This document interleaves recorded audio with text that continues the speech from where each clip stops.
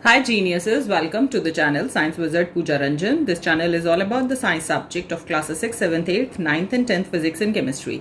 If you are new to my channel, you can subscribe to the channel for more science videos, and if you like the explanation then please press the like button and you can share this video with your friends, family and the classmates. सो जो chapter हम आज discuss करने वाले हैं वो है class 8 का chapter 5 heat and its effect. So इस चैप्टर को मैं 3 डिफरेंट वीडियोस में ऑलरेडी एक्सप्लेन कर चुकी हूँ from the living science book. So उसका प्लेलिस्ट का लिंक मैं आपको डिस्क्रिप्शन बॉक्स में दे दूंगी, आप जाके वहाँ चेक कर सकते हैं। और जो हम आज डिस्कस करने वाले हैं वो है exercise question and answers from the living science book. So the first question is choose the most appropriate answer. तो 4 ऑप्शंस गिवन हैं and for the statement we have to choose the most appropriate answer. So heat causes change of state, change of temperature, expansion, all of these. So हम ये already पढ़ चुके हैं कि जो heat होता है जब आप किसी भी सब्सटेंस को हीट करते हैं तो there is a change in the state. The easy example is the water. तो जब भी आप वाटर को हीट करते हैं तो वो इवापोरेट हो जाता है and converts into the gaseous state, that is the water vapour. So there is a change in the state when you heat a substance. Then there is a change of a temperature. तो जब भी कोई substance जो है वो heat gain करता है सो वहाँ पे उसका जो टेम्परेचर है वो राइज अप हो जाता है। So obviously there is a change in temperature, और जब वो रेडिएट करता है हीट मतलब लूज करता है तो उसका टेम्परेचर लोअर डाउन हो जाता है। And the heat causes the expansion. So इसका हमने देखा था कि सॉलिड्स में, लिक्विड्स में और गैसेस में जब भी आप उनको हीट करते हैं तो जो उनके मॉलिक्यूल्स हैं वो एनर्जी गेन करते हैं, और एनर्जी गेन करने के साथ ही उनकी काइनेटिक एनर्जी जो है वो इंक्रीज हो जाती है। वो बहुत ज़्यादा वाइब्रेट करने लगते हैं, एक दूसरे से कोलाइड होते हैं, जिसके कारण उनके बीच का गैप जो है वो स्पेस जो है वो इंक्रीज हो जाता है। और क्योंकि मॉलिक्यूल्स के बीच का डिस्टेंस बढ़ जाता है तो दैट कॉजेज द एक्सपेंशन। और इसी एक्सपेंशन के कारण ही बेसिकली आपका जो चेंज होता है स्टेट में अकर करता है, क्योंकि सॉलिड में तो जो मॉलिक्यूल्स होते हैं टाइटली पैक्ड होते हैं, लिक्विड में थोड़ा सा गैप होता है। तो जैसे ही आप उनको हीट देते हैं तो वहां पे जो गैप है जो गैप है मॉलिक्यूल्स के बीच में वो इंक्रीज हो जाता है, जिसके कारण वो सॉलिड से लिक्विड में कन्वर्ट हो जाते हैं। And the same happens when you heat the liquid. So वहां पे वो एनर्जी गेन करके कोलिजन इंक्रीज होता है, जिसके कारण स्पेस जो है पार्टिकल्स के बीच का वो इंक्रीज होता है, जिसके कारण they converted into the gaseous state. So yes, all of these is the correct answer. Heat causes expansion. Heat जो है उससे एक्सपेंशन क्यों होता है? सो एक्सपेंशन का मतलब होता है increase in the volume. Volume का मतलब क्या होता है कि कोई भी ऑब्जेक्ट जो है वो जितनी भी स्पेस ऑक्यूपाई कर रहा है वो हम उसका वॉल्यूम बोलते हैं। तो जब हम किसी सब्सटेंस को हीट करते हैं तो वहां पे एक्सपेंशन हो रहा है, मतलब उसका वॉल्यूम इंक्रीज हो रहा है, मतलब वो और ज्यादा जगह घेर रहे हैं उसके मॉलिक्यूल्स। सो ऐसा इसीलिए क्यों होता है? क्योंकि हीट ऑक्यूपाइज द स्पेस। तो ऑलरेडी पढ़ा हुआ है हमने कि हीट जो है वो एक एनर्जी का फॉर्म है, that is not the matter. क्योंकि जो मैटर होता है वही केवल स्पेस ऑक्यूपाई कर सकता है। Heat is the form of energy, so heat occupy नहीं कर सकता space. Of increase in the movement of molecule. So अभी मैंने बताया जब भी किसी सब्सटेंस को आप हीट करते हैं तो जो उसके मॉलिक्यूल्स हैं वो एनर्जी गेन करते हैं, जिसके कारण जो मॉलिक्यूल्स हैं उनके फास्ट मूव करने लगते हैं, काइनेटिक एनर्जी इंक्रीज हो जाती है। And due to the movement of the molecule they collide with each other, जिसके कारण उनके बीच का जो स्पेस है वो इंक्रीज हो जाता है और एक्सपेंशन कॉज करता है। सो this is the correct answer. Next, which of these will expand the most on the heating. So obvious है, अगर हम सॉलिड, लिक्विड और गैस तीनों में कंपेयर करते हैं, ठीक है, सो सबसे ज्यादा जो पार्टिकल्स हैं उन सबसे कम फोर्स ऑफ अट्रैक्शन किनके पार्टिकल्स के बीच में होता है?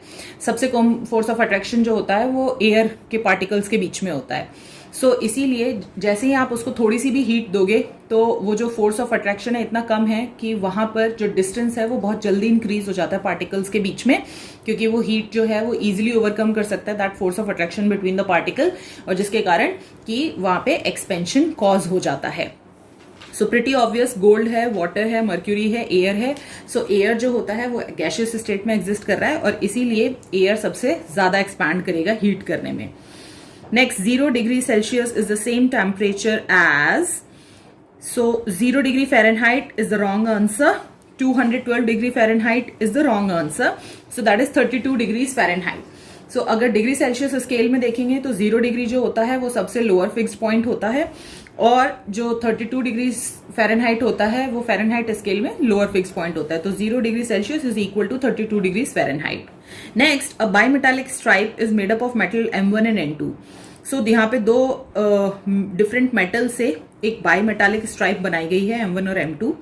जब कूल करते हैं थ्रू द सेम टेम्परेचर, जब दोनों का टेम्परेचर जो है वो सेम अमाउंट से डिक्रीज करते हैं तो M1 जो है वो ज्यादा कॉन्ट्रैक्ट करता है देन M2, ठीक है। सो जो M1 है वो ज्यादा कॉन्ट्रैक्ट हो रहा है as compare to M2, okay. So अब जब मैं स्ट्राइप को हीट करती हूं तो वहां पर कौन सा जो मेटल है वो ज्यादा एक्सपैंड करेगा और जो मेटल है वो जो बाईमेटालिक स्ट्राइप है वो किस तरफ बेंड होगी, दिस इज द क्वेश्चन। सो यहाँ पे जैसा क्वेश्चन में दिया हुआ है कि M1 ज्यादा कॉन्ट्रैक्ट करता है M2 से, तो हमेशा याद रखना जो मेटल ज्यादा कॉन्ट्रैक्ट कर रहा है टेम्परेचर कम करने से, वही मेटल ज्यादा एक्सपैंड भी करेगा टेम्परेचर बढ़ाने से, ठीक है। तो ये M1 है और ये M2 है, ठीक है। तो क्योंकि M1 ज्यादा कॉन्ट्रैक्ट कर रहा है M2 से, तो जब मैं टेम्परेचर को बढ़ाती हूँ, हीट करती हूँ, तो M1 जो है वो ज्यादा एक्सपैंड करेगा M2 से, ठीक है। सो एज ये एक्सपैंड करेगा तो इसका साइज जो है ना वो इंक्रीज होगा। सो जब साइज इंक्रीज होगा तो ये बेंड करेगा towards the M2। So the answer is bend towards M2 is the correct one. Next question, a 10 degrees Celsius fall in the a 10 degrees centigrade fall in the temperature is equal to 10 degrees Fahrenheit fall in temperature, 10 degrees Fahrenheit rise in temperature, 18 degrees Fahrenheit fall in temperature और 18 degrees Fahrenheit rise in temperature।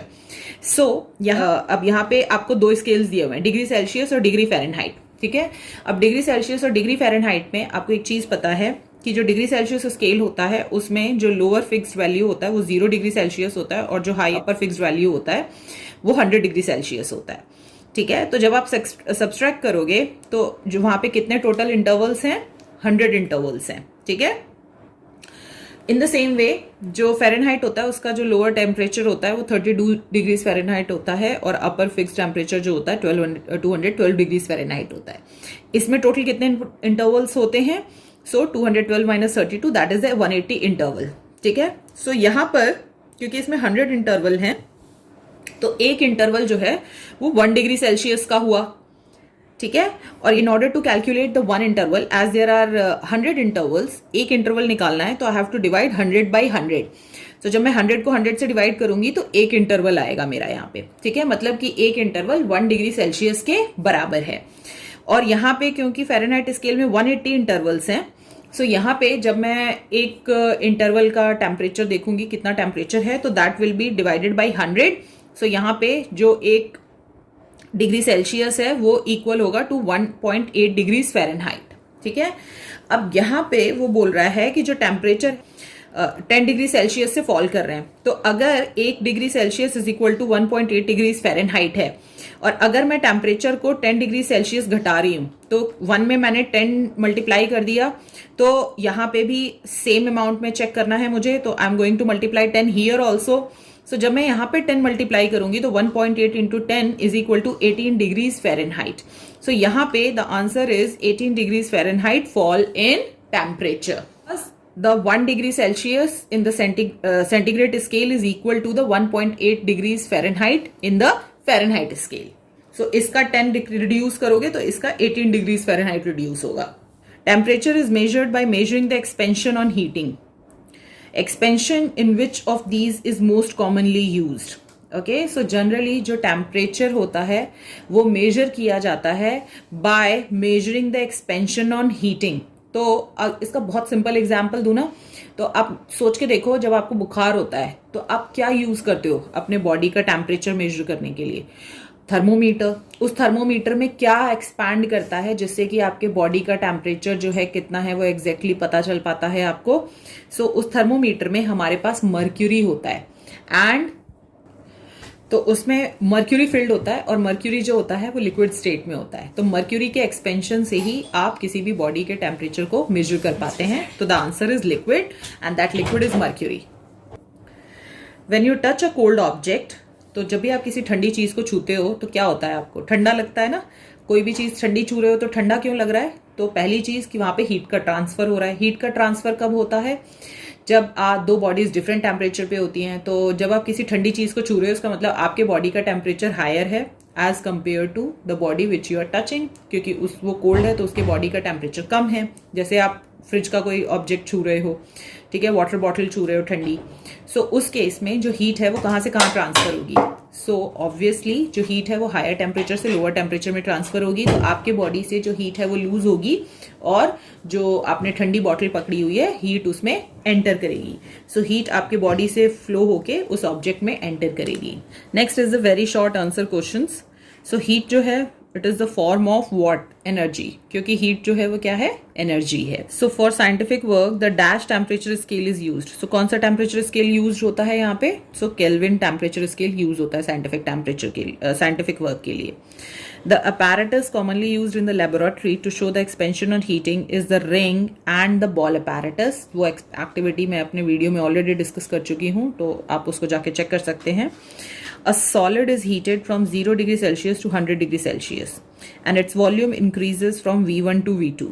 It is now cooled to the 0 degree Celsius. So will its volume at 0 degree Celsius be V1 or V2?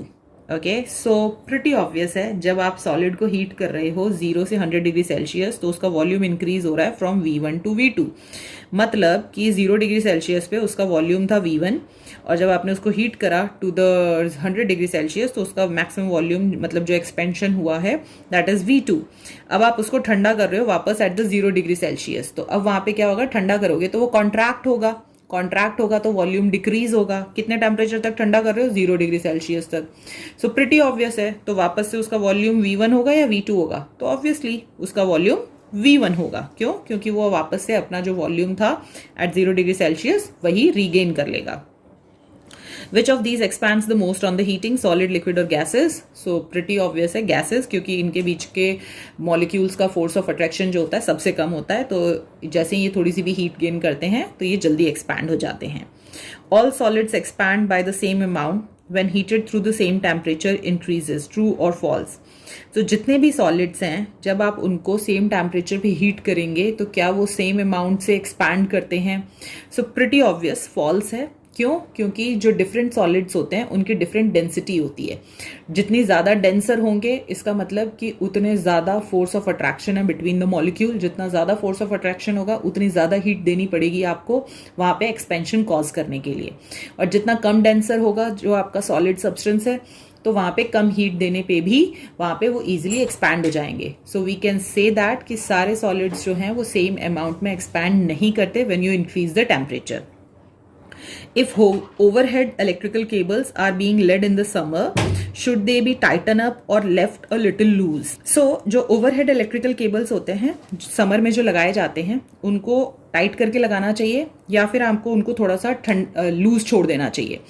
सो कभी भी जो electrical cables आपने देखे होंगे वो notice किया होगा कि वो ना ऐसे थोड़ा हैंग कर रहे होते हैं, थोड़े से लटक रहे होते हैं, ठीक है, थोड़ा लूज छोड़ा जाता है उनको। उसका रीज़न क्या है? क्योंकि वो जो इलेक्ट्रिकल केबल्स हैं वो जब ठंड आती है मतलब जब टेम्परेचर कम होगा तो वो कॉन्ट्रैक्ट करता है। तो आपने सिमिलर एग्जाम्पल देखा होगा, जैसे आप पाइप छोड़ देते हो ना बाहर, तो आपने नोटिस किया होगा वो पाइप जो है ठंड में बहुत टाइट हो जाती है और अगर आप उसको जबरदस्ती उसको खोलने की कोशिश करोगे तो पाइप टूट जाती है। The same can happen here with the electrical cables also. तो अगर मान लो मैंने समर में बहुत टाइट अप करके लगा दिया है तो ठंड के टाइम क्या होगा कि वहां पे वो कॉन्ट्रैक्ट करेगा और कॉन्ट्रैक्ट करने से जो केबल्स हैं वो बीच में से ब्रेक हो सकती हैं। सो हमेशा थोड़े एक्सपेंशन के लिए और कॉन्ट्रैक्शन के लिए जो इलेक्ट्रिकल केबल्स हैं उनको थोड़ा सा लूज रखा जाता है। Which is the correct formula? Fahrenheit is equal to 9 by 5 C plus 32 or C is equal to 9 by 5 F plus 32.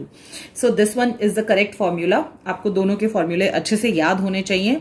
So Fahrenheit is equal to 9 by 5 C plus 32. इसको कैसे निकाला है उसका भी मैंने आपको एक्सप्लेनेशन वीडियो में किया है, so आप जाके चेक कर लीजिए, लिंक डिस्क्रिप्शन बॉक्स में है। Temperature is usually measured by measuring the expansion in gases. Since the gases expands the more, true or false? सो अभी मैंने आपको बताया था कि किसी भी बॉडी का जब टेम्परेचर मेजर करते हैं तो we use only one instrument that is called the thermometer. और जो थर्मोमीटर होता है उसमें हम कौन सा सब्सटेंस होता है जिसके एक्सपेंशन से टेम्परेचर को मेजर करते हैं? So that is called the mercury. Mercury के या फिर अल्कोहल के थर्मोमीटर्स होते हैं जिनको यूज करके एक्सपेंशन को मेजर किया जाता है। सो गैस के एक्सपेंशन से टेम्परेचर मेजर नहीं होता, तो the statement is false. What are the upper fixed point to the Celsius scale and the Fahrenheit scale? तो upper fixed point Celsius scale का 100 डिग्री सेल्सियस होता है and the Fahrenheit is 212 degree Celsius. So मतलब हम ये कह सकते हैं कि सेल्सियस स्केल का 100 degree Celsius is equal to the 212 degree Fahrenheit in the Fahrenheit scale. Next, a dash thermometer is use to record the body temperature.